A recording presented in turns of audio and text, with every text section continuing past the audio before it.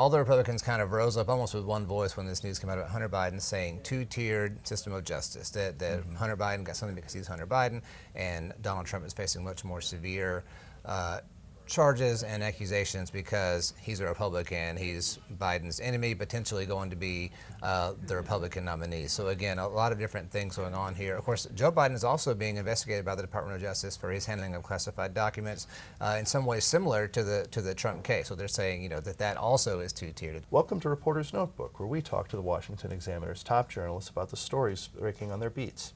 I'm Jim Antle. I'm joined today by White House reporter Haisten Willis. Haisten, President Biden, we've had some headlines involving his son. There's been the apparent resolution of the Hunter Biden case, or perhaps not, as many Republicans say. Yeah, Republicans would definitely say the answer is no there, but the White House is saying yes. Right, a couple of days ago now, they announced that Hunter had reached a plea deal. The Department of Justice has been investigating him since, how long has it actually been? 4 years, something like that? It's been a long time. 4 or 5 years, yeah. And they said, he reached a plea deal, and basically the idea is to make this kind of a one-day thing. This is over. He's pleaded guilty to some misdemeanors, tax evasion, buying a gun illegally, and the story is dusted and done. But Republicans immediately jumped all over this, predictably, I guess. They said this is a two-tiered justice system, that this would never happen to an ordinary person. If Hunter Biden had been a regular person or some sort of prominent Republican, he would face much more severe charges, all kinds of things. And the Republicans have their own investigations of the Biden, what they call the Biden family, kind of making it sound like a mafia style, Biden crime family kind of deal, also involving Hunter Biden, that they definitely are saying, no, this is not over yet. Right, because there is sort of, on the one hand, Republicans are making the point of what would have happened if Hunter Biden was, Hunter Smith or, a regular person. Right. But also a lot of the things that they're trying to investigate involve Hunter Biden and his uncle, who appear to have some business dealings that they probably wouldn't have been able to have if their last name weren't Biden.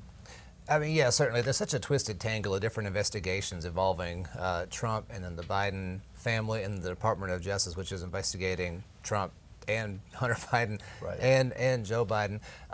But you were referring there to what exactly again?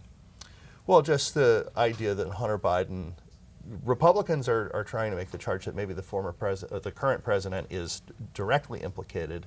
But even if not, I think most people would say that, his Burisma connections flowed to some degree from the fact that his father was vice president at the time, had a Ukraine portfolio.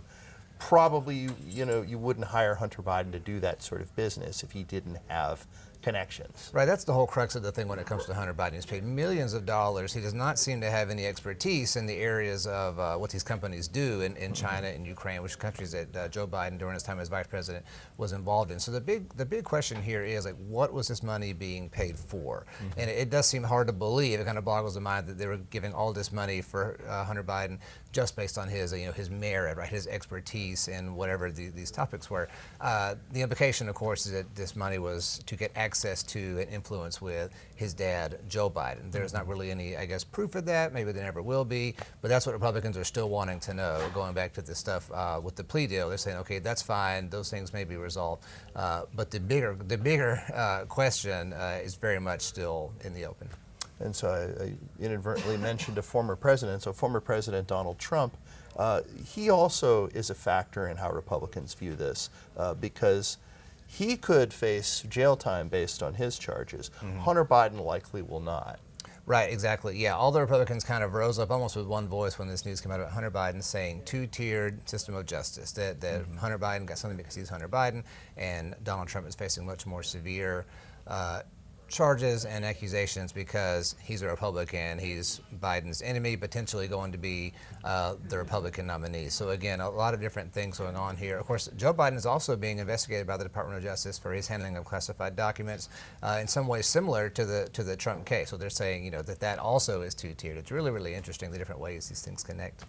And finally, you've written a piece recently about how the COVID-19 issues haven't really gone away, and they've become a pretty big factor in Biden as he's trying to manage a really complicated relationship with China.